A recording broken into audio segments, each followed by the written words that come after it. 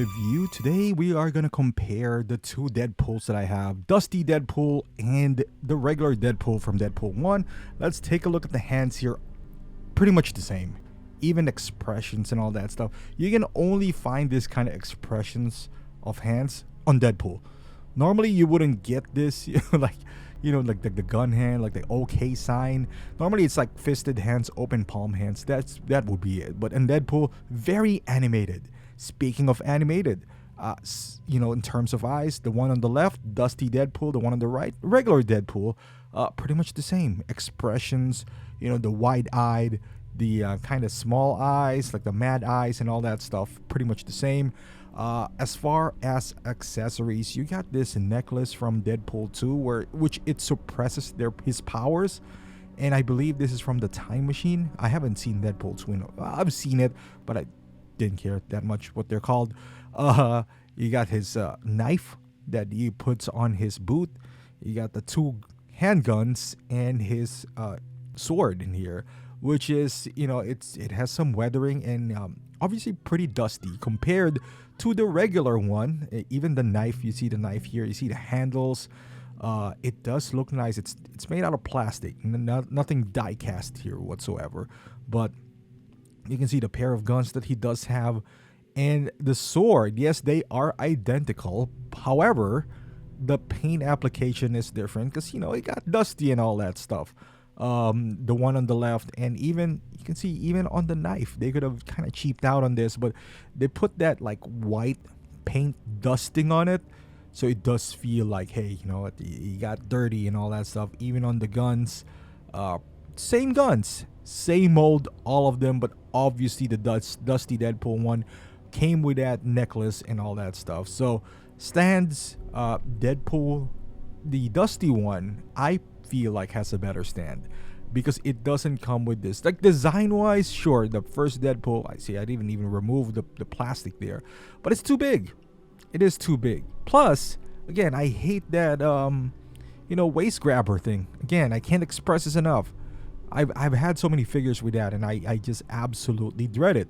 But yeah, you can see that this one takes so less space. The actual design actually give it to Deadpool 1, but Deadpool 2 is more specific to that theme though. Now, the body and the outfit, as you can see here, Deadpool 2, my Deadpool 1, you can see the knee pads is a bit peeling. On Deadpool 2, it doesn't have that same problem because it's not a separate piece. So they kind of improved that in that term.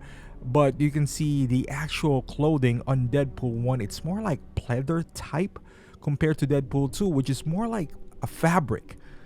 Posing wise, you wouldn't be worried about Deadpool 2 because it's not, well, mine is not flaking. However, you saw kind of like the knee pads is peeling off a little bit there.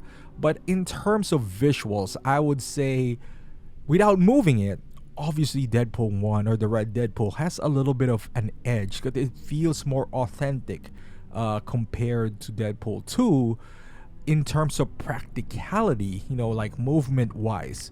I would say Deadpool 2 has the edge because all of them, like I said, it's like a stretchy fabric.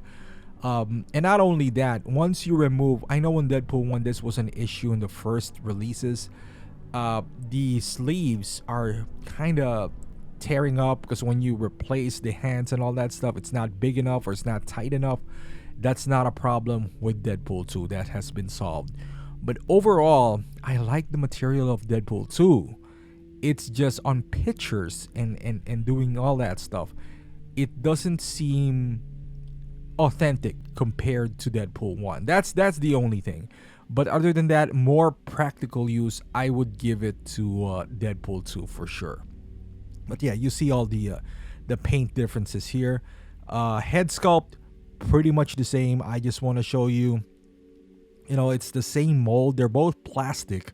But I like the plastic because it does seem consistent to the overall look. And look, see, Deadpool is just looking at Deadpool 1 right there. You put them aside, and it's nicely crafted. You see it here.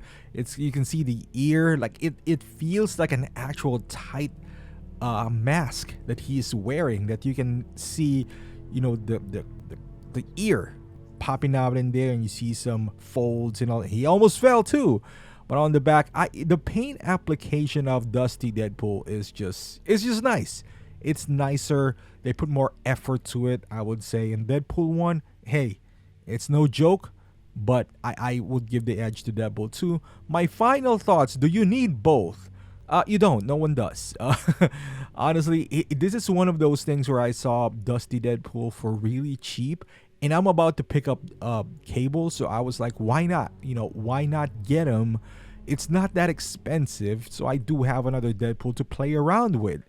And funny enough, Ryan Reynolds just, teased that Wolverine is going to be the next Deadpool, and you saw Wolverine in there.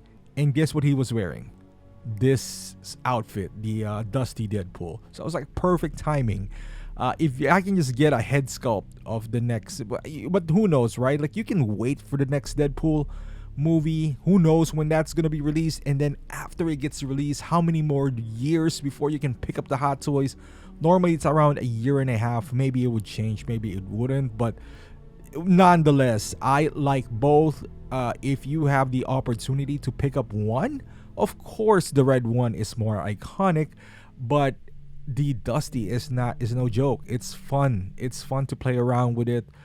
Again, because of the suit material, I like it, but I'm glad to have both. And it didn't cost me an arm and a leg for either. So for now, I would say I would keep both, and let's see what future brings. Because the Dusty Deadpool kind of looks like the X-Force one. So I find that, appealing at least.